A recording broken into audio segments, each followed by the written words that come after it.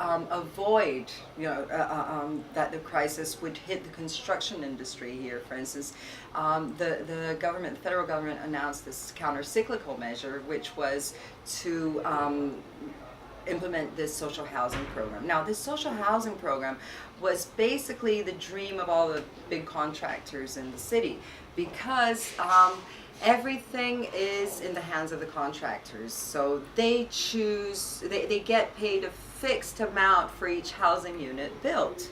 So how are these capitalists going to make their money? First of all, there's two good ways to make money off that situation, right?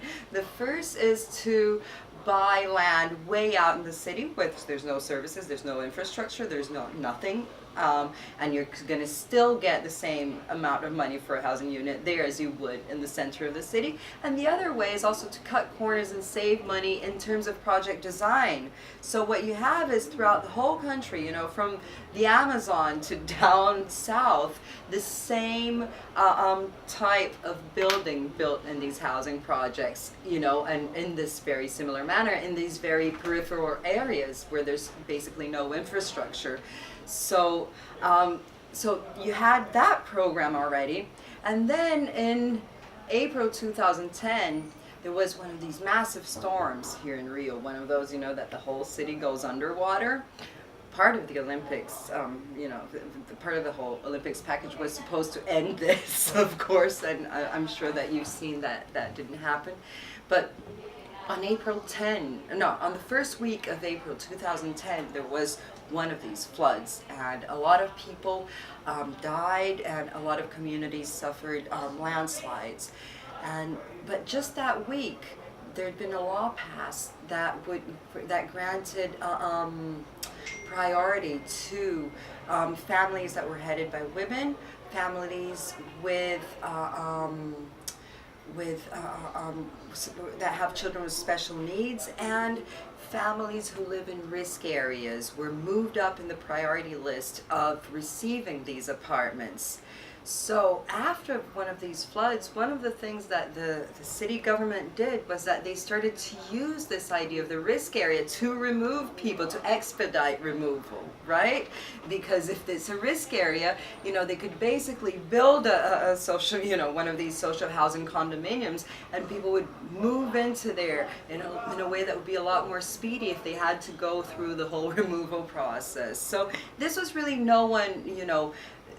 there was no evil mastermind behind all of this, but it's opportunity, and that's sort of a very good example of how something that was, on paper, all the projects of the Olympic City were really interesting. They had, this image of democracy that they could potentially help achieve.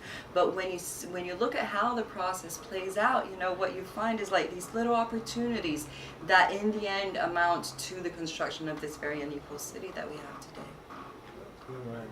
I have another question, sorry.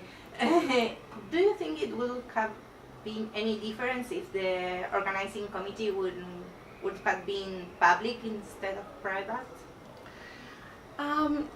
I think probably, but I think it would still, I think we'd be caught also in disputes, right, between different social movements and between, different leaders of different organizations. What we have is that in Brazil, this is one of these things about Brazil, right? We have this very progressive laws. We have very progressive laws in all instances of life. And so there's a very big concern about ensuring participation in the implementation and the evaluation of public policy, for instance. But what you see on the ground, again, is that sometimes these things are really basically just for show, and that it's very, very difficult to actually get people to actually participate. And I really don't have an answer to this. And we could see this, even in the very few spaces that civil society was, called to sort of occupy. But I'm not sure if it had been public, because I think one of the things in this is that the public-private is really It's very difficult to discern because if you look at all of all the public-private partnerships that actually put this Olympics together, it's what you find in most cases is that what's public is the money and the risk, and what's private is the profit. So when I think that if you look at politics, the same thing happens. So I think what we have is a more general challenge of how to increase civil society participation, not just in the Olympics, but anywhere, in a way that doesn't get co-opted, right, by the usual schemes, or that, it turns out just being, sort of just people signing lists and not really having a say in what's going on in the city. I guess I do have one more question, and we can wrap it up. Sorry. That's okay. Can you give me a second to